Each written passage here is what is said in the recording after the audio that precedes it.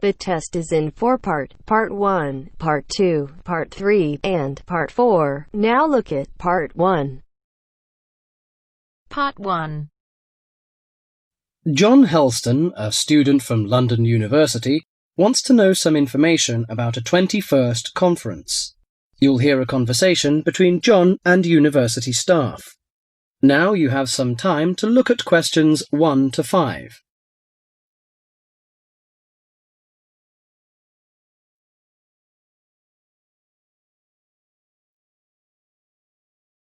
Listen carefully and answer questions 1 to 5. University, good morning. Oh, good morning. Can you put me through to the School of Architecture, please? Certainly. School of Architecture, Professor Dawson's office. Oh, good morning. I was wondering if you could give me some information about the forthcoming Architecture 21st Conference, dates, enrollment procedures, costs, that sort of thing. Certainly. When exactly is the conference? Well, the conference runs for 3 days, from the 18th to the 20th of October. 18th to 20th of October? Oh, good. I'll still be here then. And where exactly is it being held? Is it at the university, as in previous years? No, it's actually being held at the Pacific Hotel. We've rather outgrown the university conference facilities, so we've opted for this new venue. Right, Paradise Hotel. No, Pacific Hotel. Oh, right. And presumably we can get accommodation at the hotel? Yes, but you'll need to contact them direct to arrange that. I'll give you the number for hotel reservations. Have you got a pen ready? Yeah, go ahead. It's area code 07 and then 933 2233. Okay, and what's the registration fee? Individual fees are $300 for the 3 days or $120 a day if you only wanted to attend for 1 day. Are there any student concessions? Oh, sure. There's a 50% concession for students, and that's $150 for the 3 days or $60 a day.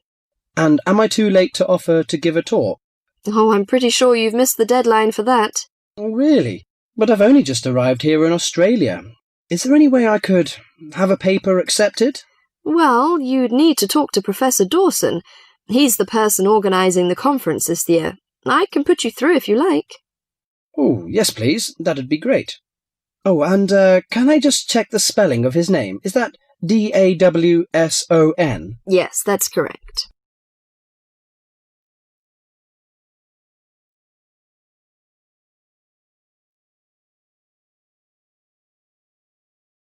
Before you hear the rest of the talk, you have some time to look at questions 5 to 10.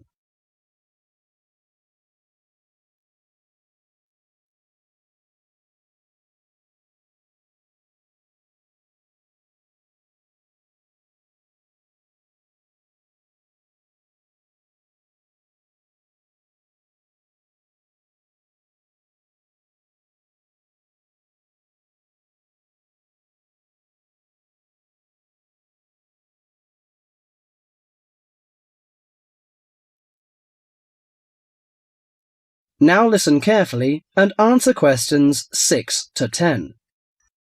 Professor Dawson speaking. Oh, hello. My name is John Helston. I'm an architecture student at London University. I'm here in Australia for 3 months, looking at energy-saving house designs. Right. I'm interested in giving a talk on my research at the conference, but I believe I may have missed the deadline. Well, strictly speaking, you have. The closing date was last Friday. Oh, no! But we may be able to include your paper if it fits into our program, but you'll have to be quick. Okay, what do I need to do? Send me an outline of your talk, and make sure you'd include an interesting title for the talk, something to attract the delegates' attention. Okay, interesting title, right? The outline should be no more than 300 words, though. Right. I should be able to keep it down to 300 words, but would 400 be okay? No, not really, because we have to print it in the proceedings, and we just don't have the space. Sure, I understand. And also, can you send me a short CV, the usual stuff, name, age, and qualifications, that sort of thing? Right, include a brief CV. Actually, you can email it to me. That'd be quicker. Sure. What's your email address? Well, the best thing would be to send it to the conference administrative officer. The address is admin in lowercase, in small letters. Right. So that's admin@uniconf.edu.au. Right. I'll do that straight away. Thank you very much. You've been very helpful. Okay, well, we hope to see you in October then. That is the end of part 1. You now have half a minute to check your answers.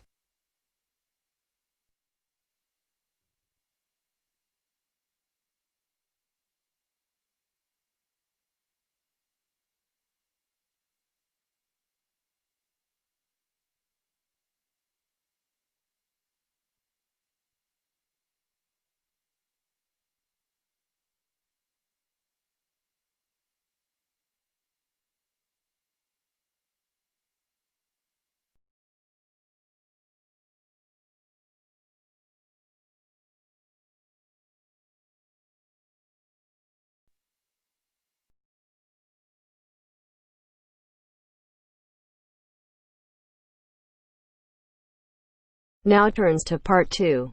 Part 2. You will hear a lecture on bird migration. First, you have some time to look at questions 11 to 17.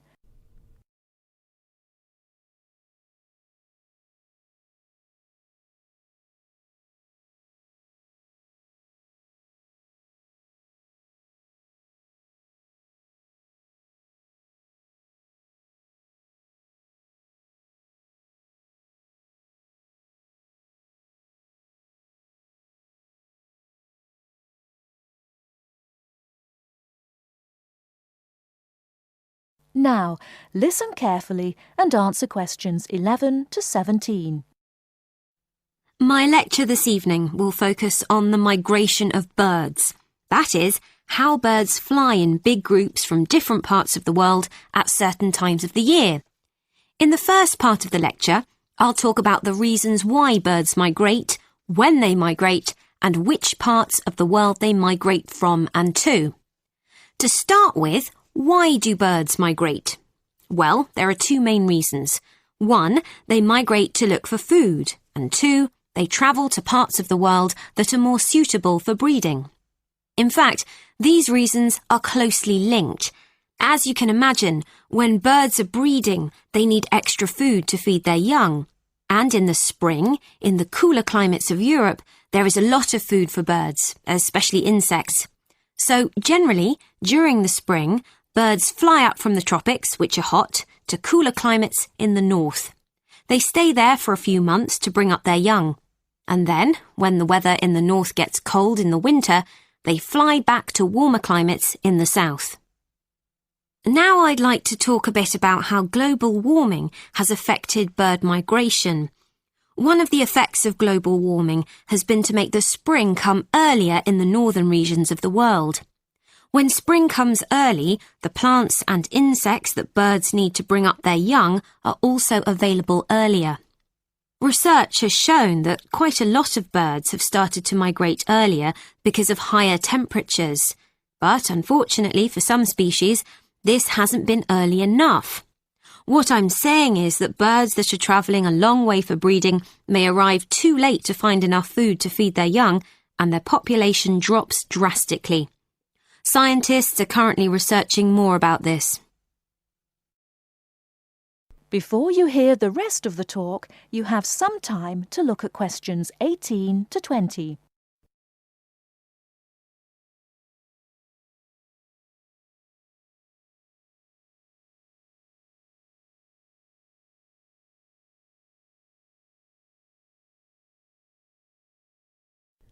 Now listen and answer questions 18 to 20.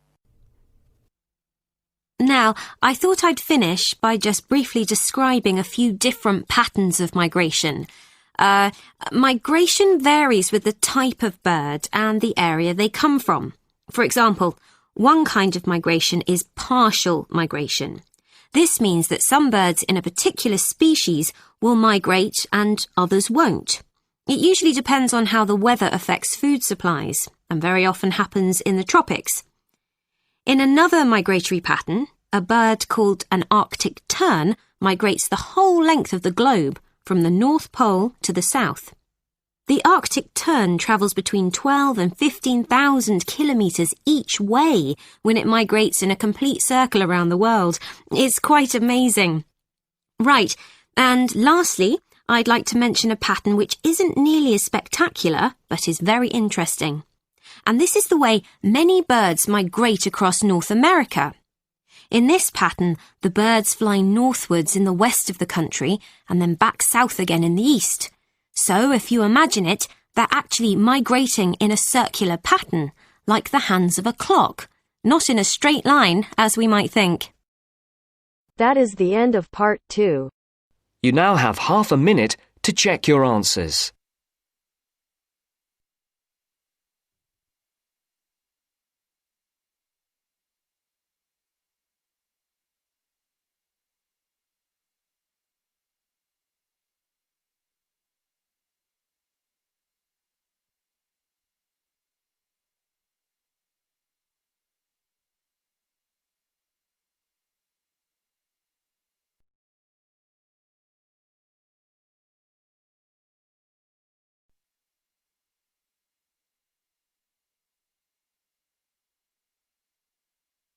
Now turns to part 3.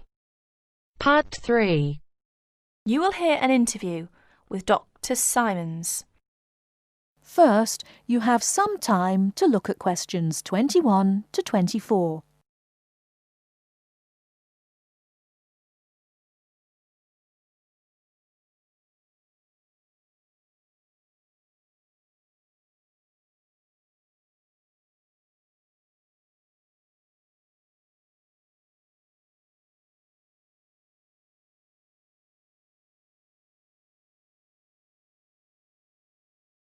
Now, listen carefully and answer questions 21 to 24. Well, as I said, there were 3 areas of interest, so perhaps we should take each in turn. Fine. Let's take the medical and physical evidence first. Well, first of all, life expectancy. Although some very old individuals were encountered, the Ramesses is a case in point. He was probably over 90. It seemed the average Egyptian died rather young, from about 30 to 35 years old, on the whole. Although the nobility, as might be expected, tended to live longer.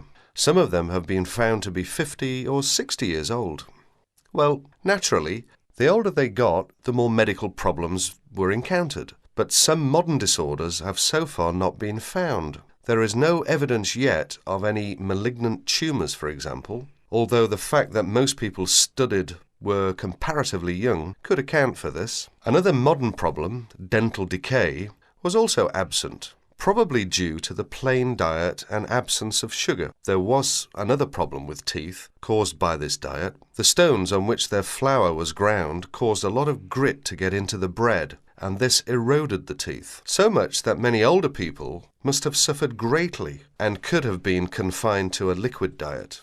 An abscess on the jaw caused by this kind of erosion may in fact have contributed to the death of Ramesses II. Analysis of the internal organs of several mummies has revealed that intestinal parasites were common, even among the upper classes. Evidence of a generally low standard of public hygiene and another widespread disorder was a form of anemia. Naturally, the ancient Egyptians didn't smoke, but lesions on the lung were widespread. These, however, are the sort that we associate today with workers in mines and quarries, and must be due, in the case of Egyptians, to living in sandy desert conditions. Actually, on the smoking issue, there was a temporary sensation when traces of what appeared to be tobacco were found in Ramesses' sarcophagus, but botanists later confirmed that it was not in fact tobacco itself, but a related plant which is native to Egypt. In the meantime, Cynics were commenting that it probably had come from the cigarette of some careless Egyptologist or museum attendant of the past. Ha ha! And what about their physical appearance? Before you hear the rest of the talk, you have some time to look at questions 25 to 30.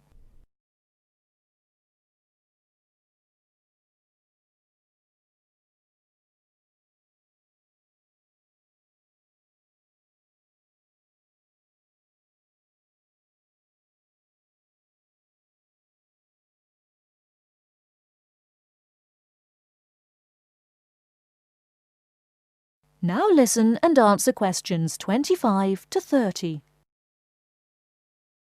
Well, what would you expect from seeing Egyptian art? They were light and slight in build. The average height for both men and women was about 1 metre 60, and studies of the skeletons from which the covering of flesh can be extrapolated suggest that they weighed much less in relation to their height than most modern people. From about 10 to 15 kilograms, less than someone of a similar height today is the estimate. And what about mummification? Well, the first thing to be said is that it wasn't always done in the same way, and it was by no means infallible, as many people tend to think. Many bodies, including that of the famous King Tutankhamun, were also entirely destroyed by overuse of one or another of the substances generally employed.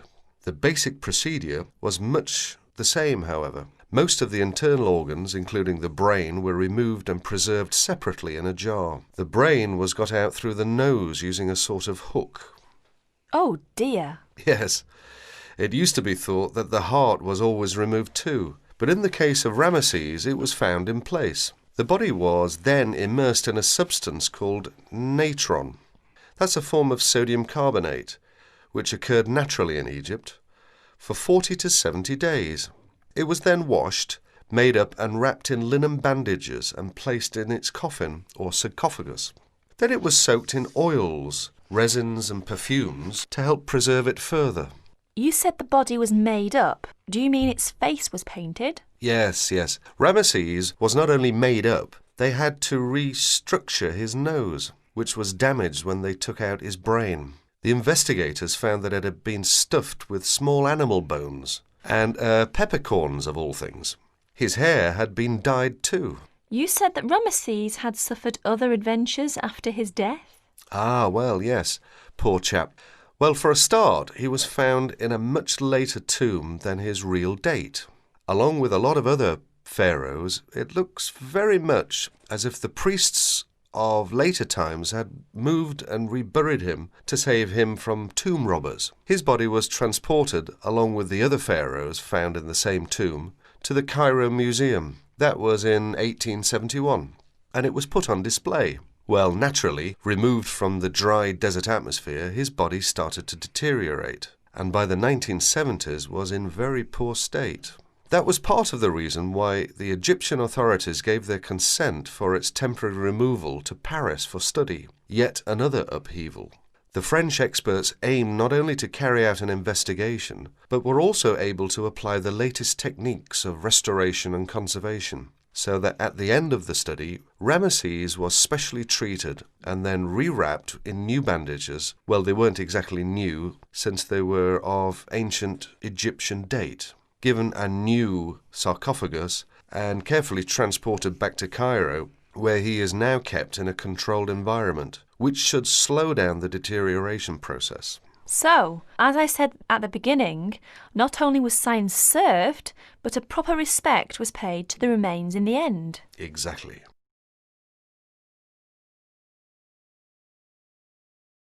That is the end of part 3. You now have half a minute to check your answers.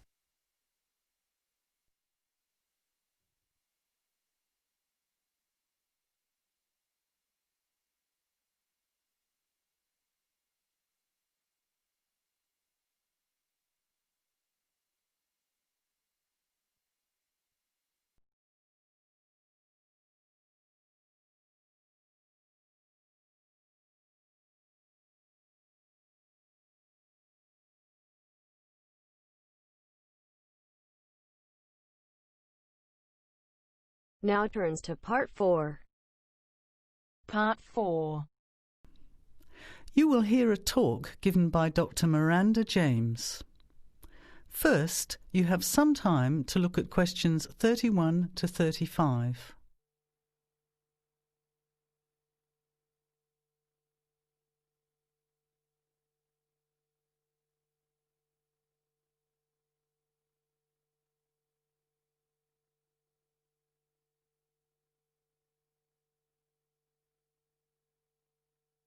Now, listen carefully to the talk and answer questions 31 to 35. Good afternoon, everybody, and welcome to the first in a series of talks we have arranged for the Overseas Students Association this semester.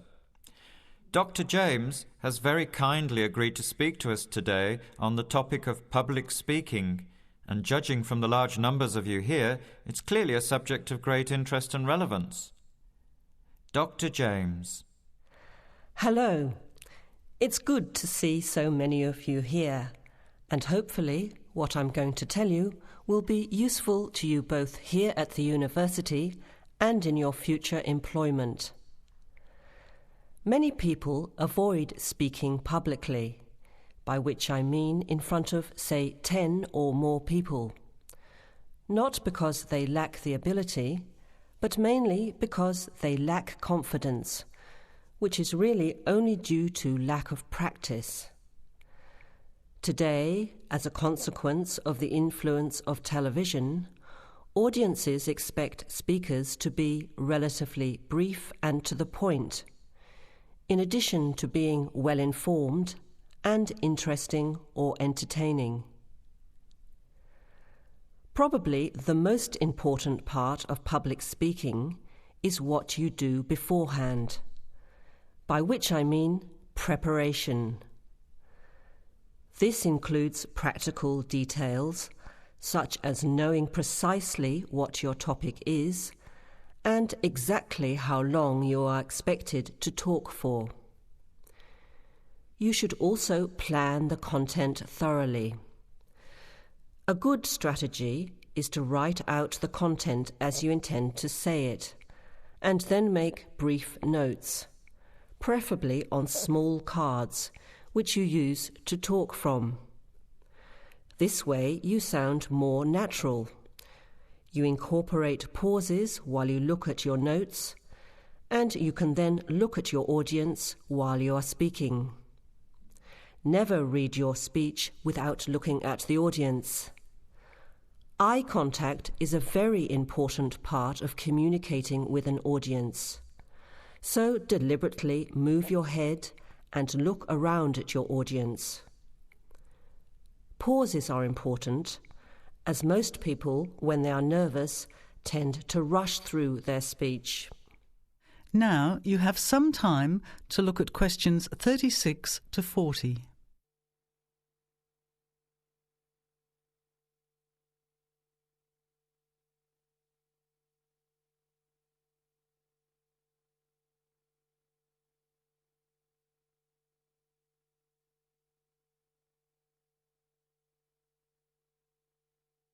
Now listen and answer questions 36 to 40.